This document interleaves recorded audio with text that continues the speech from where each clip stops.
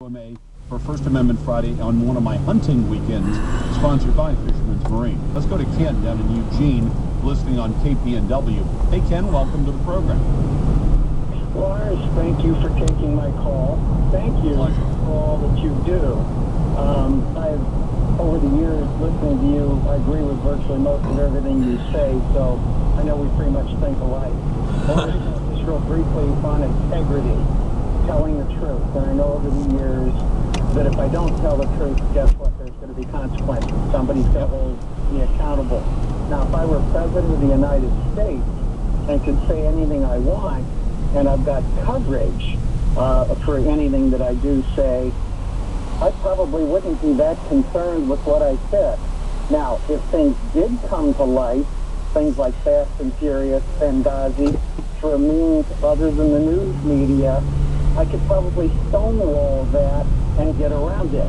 And unfortunately, there's consequences for action like that for having lack of a news media. So when we evaluate what Obama's intentions were in certain things, I don't know if we can really put a thumb on it because he's got cover, because I've got to know there's a whole bunch of other things that have probably happened we'll never know anything about. You're right. No, but here's the thing. What happens to his cover on November the 6th? When people go to vote, and we did impeach, we did not convict, but we impeached Bill Clinton based on his lying in a case that had far less national significance. It did speak to values and to credibility that he had lied to a federal judge and lied under oath about Paula Jones. But this is one where a president has lied about something that ended up taking the lives of American citizens. So what do we do at this point? I mean, what do we do with a president who will knowingly lie? And I think there are consequences, even for a president. Thank God for number 6 and also subsequent elections, but it does sort of point to where the moral today of our country is. If this is allowed to be acceptable, that sort of speaks volumes on where we are as a country. You're absolutely right. Thanks for the call. 866-HEY-LARS. That's 866-439-5277. Emails here at talk@larslarson.com. Local number 503-417-9595. Jeff's in Coach Bay, listening on KWRO. Jeff, what do you say? Hey, Lars, thanks for giving me a call. You bet. And on the board, got more close the bus. It doesn't surprise me of the inaction, the lies, and the cover-up of this administration. But what does surprise me is the lack of coverage in most of the media. I know they're biased, but at the same time, things have been coming out every day.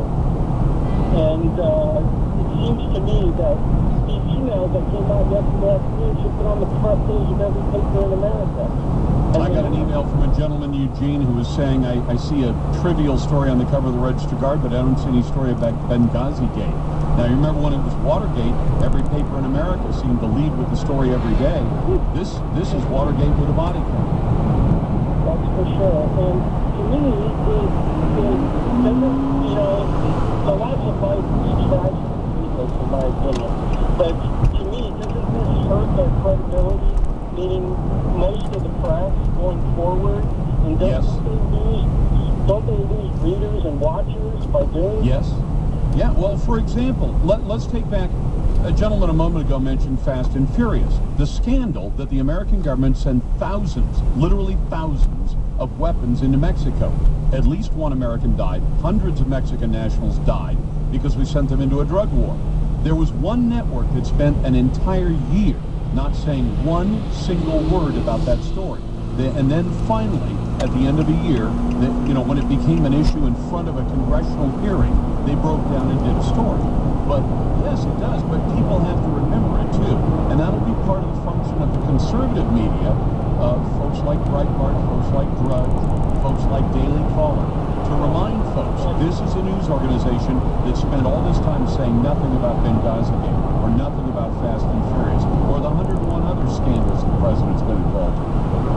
Right. You had a note earlier about compared this to the first 9/11, the Yes. World Trade Center. And the difference there seems to me, obviously there was a lot more tragic loss, but the difference was it was on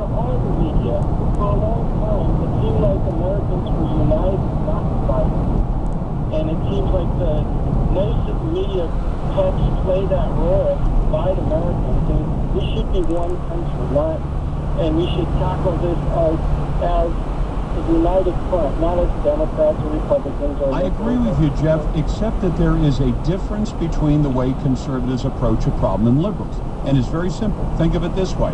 The president says we can talk Iran out of a bomb. Others say you have to have the threat of military force. If it's not there, talk isn't going to do a damn thing.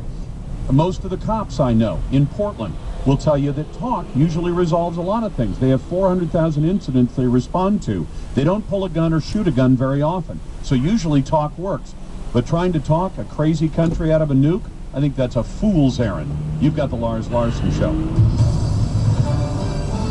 We are your election station 24/7. On air, online, mobile. FM News 101, KXL. Good afternoon, it's 2:30. I'm Rosemary Reynolds. A 5-year-old boy is in the hospital after a serious wreck on Highway 47 near Banks. Police say a Honda crossed the center line, colliding head-on with an oncoming truck. The Honda then spun out and was hit by another car. SeaTac International Airport cracks the top 10 for airports where Transportation Security Administration employees have been fired for stealing from passengers. According to the list from the TSA, Miami is the worst. SeaTac comes in tied at 8. San Diego, Boston, and JFK also make the top 20. PDX didn't make the list. It's a park, not a parking spot. A man was arrested early this morning for driving his car into Terry Shrunk Plaza in downtown Portland. The car got stuck in mud and the driver was found outside the car dancing, only in Portland. Your closing bell numbers: the Dow was down 26 today, NASDAQ lost 8, S&P 500 off 4. FM News 101 traffic with Jeremy Scott. Still watch out for a crash north of town. It's on 405 southbound on the Fremont Bridge, blocking the right lane at mid-span, but you're getting by it just fine. Typically now is when we see traffic start to build headed to Vancouver. I-5 northbound still a 6-minute drive the entire way through North Portland. South of town, no problems as you come off that Marker Bridge, take you down through the Twilliger curves. On the west side of wreck in Hillsborough, that has been cleared. Evergreen Road in Jackson School. Sunset is a 6-minute ride into town from 217 to the Vista Ridge Tunnel, and 6 minutes either way on the Banfield there on the east side between Gateway and I-5. Get breaking news, photos, sports, and more on your smartphone with AP Mobile from the Associated Press. AP Mobile is now available for free in iTunes. I'm Jeremy Scott in the Traffic Center.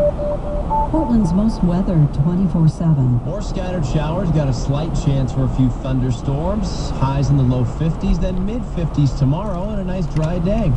I'm KGW News Channel 8 meteorologist Nick Allard for FM News 101. 52 now in Portland. Check back several times a day. Don't miss a thing. We're your election station. FM News 101. You know, for a few weeks now, I've been talking about gold and silver. It's Lars, and I know that many people are still a little anxious when thinking about selling their gold, silver, jewelry, or coins. Well, let me tell you something. I know how you feel. I've never graded a gem or evaluated a coin, and I bet you probably haven't either. I wouldn't know if I'm holding pocket change or something that's worth a small fortune. But here's something I do know. My friends at Liberty Coin and Currency are always willing to provide honest, expert appraisals for free with no obligation. They want to make sure that you understand what your valuables are really worth so that nobody can take advantage of you. So if you've ever considered selling your gold, silver, or jewelry, believe me, it's worth the drive to Liberty Coin and Currency. They're located near SR 500 and 4th Plain Boulevard in Vancouver, right next to Walgreens. Check them out online at libertycoinandcurrency.com. That's libertycoinandcurrency, all spelled out.com. Liberty Coin and Currency. They'll tell you what your gold, silver, and jewelry are really worth for free. And make sure to tell them that you heard about it from Lars on FM News 101.